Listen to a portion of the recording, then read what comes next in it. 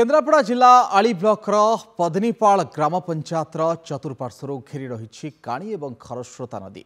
यह पंचायत लोक मैंने स्वाधीनता परठारु नाही नथिबा असुविधार सम्मुखीन होउथिले। दीर्घ 76 वर्ष पर साकार होइछि पदनीपालवासी स्वप्न। राज्य सरकार खरस्रोता नदी उपरे 20 कोटी टंका व्यय एक सेतु निर्माण करिसेंति, जार शुभ उद्घाटन करिसेंति मंत्री प्रताप केसरी देव।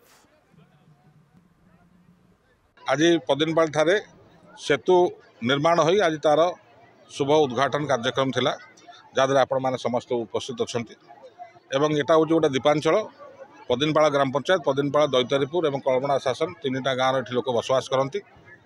आली ब्लॉक ये कार्यक्रम आम 2012 मसीह हाथ को नहीं किंतु केंद्र सरकार योजना है 2014 मसीह कि ये वाटरवे जीव परिवहन कार्यक्रम हम तेणुक से किसी समय से कार्यक्रम बंद थिला एवं पुनर्बार ये कार्यक्रम को आम 2019 ठारू हाथ को नेलु। कोरोना 2 वर्ष बाधा प्राप्त है 2020 मसीह विधिवत भाव में कार्यक्रम आरंभ है एवं आज आम कार्य संपन्न कलु।